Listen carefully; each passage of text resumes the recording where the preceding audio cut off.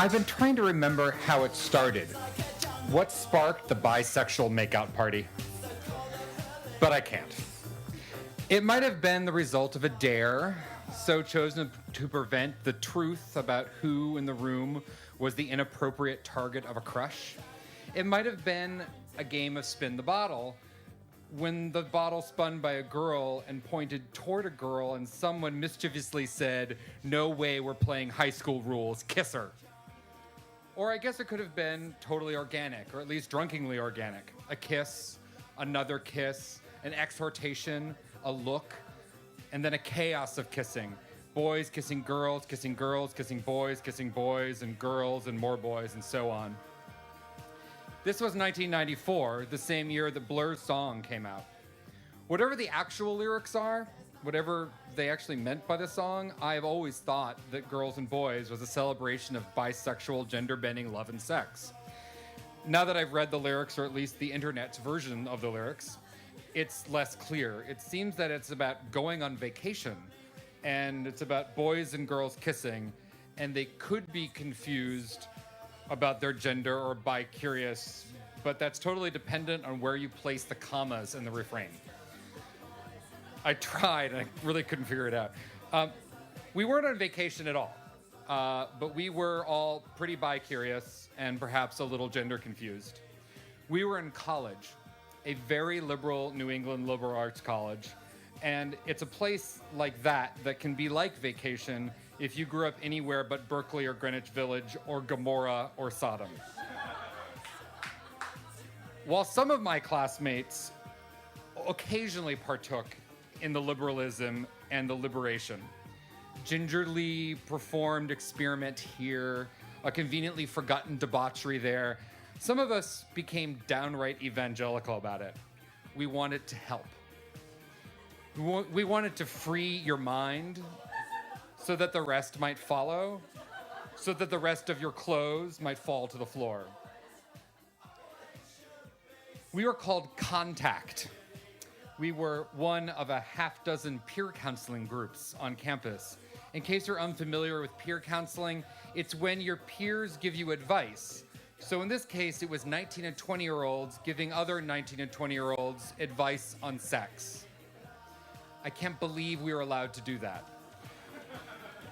We specialized in sexuality, and 4 nights a week, we sat in a tiny room in one of the dorms and waited for troubled students to come to call us or to come and sit on our couch and tell us how difficult it was to come out or to have safe sex, to find a boyfriend or to dump a girlfriend or to say to their boyfriend they really, really wanted anal.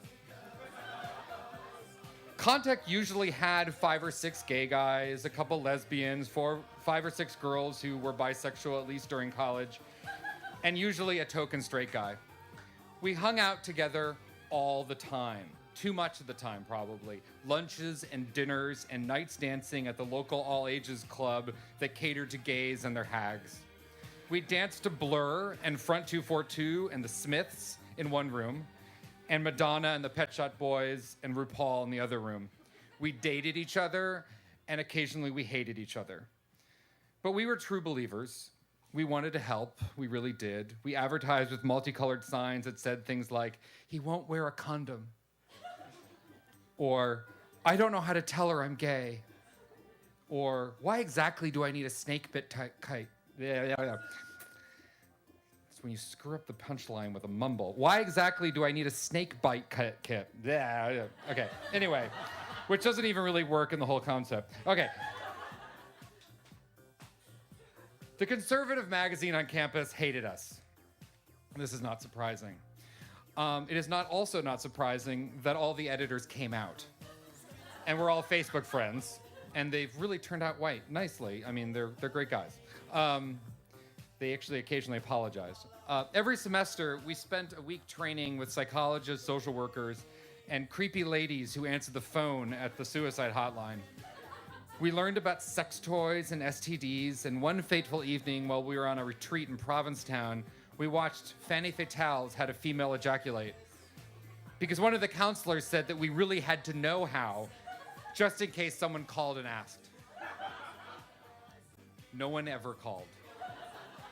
At the end of the week, we hazed the newbies like any other good sorority would, forcing each other to tell our deepest, darkest secrets. Many of these secrets were so shocking that I can't remember any of them. I can't even recall what I divulged. But it was a bonding exercise, and it went on forever.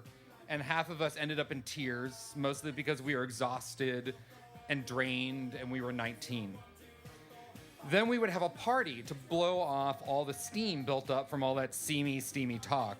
And also there was the crying and the vulnerability and the fact that, like people who become psychotherapists, people who become peer counselors are often really fucked up. Add a lot of liquor, some pot, a lot of sexual energy, some tears, a politics of sexual liberation that was quite absolutist, and a game of truth or dare or spin the bottle, and suddenly everyone is making out.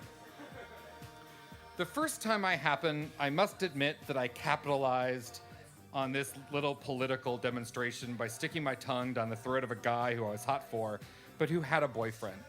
I'm pretty sure that my ostentatious kissing helped make sure that boyfriend disappeared in a few weeks, and I got my first boyfriend. I also must admit that at the second bisexual makeout party, I took advantage of the situation and to get the straight guy, the big, hot, sensitive, blonde, straight guy, to kiss me. I thought I could turn him just for the night, to get him to experiment, to get to be the something that he would conveniently forget. I couldn't, alas. The next day, he told a friend that when he felt my stubble against his, he felt like throwing up. This, of course, was somewhat disappointing, but I was also somewhat pleased because now he knew how it was for those of us who were oriented towards men, what it felt like when we were forced to kiss girls, to have to kiss their tiny, soft lips when what we really wanted was stubble. I also must admit that by making out with all these girls, I felt better about my masculinity. I felt that even though I wasn't sexually attracted to women, if I made out with them, I could at least be behaviorally bisexual, and it's a lot less faggy to say that you're bisexual than to say that you're gay. That's probably an issue that I should have talked about with Contact, had I been willing to be both a client and a member. But I think I needed to feel it out through physical contact with girls and boys, and then maybe some more boys. Especially if they like their boys to be like boys instead of like girls.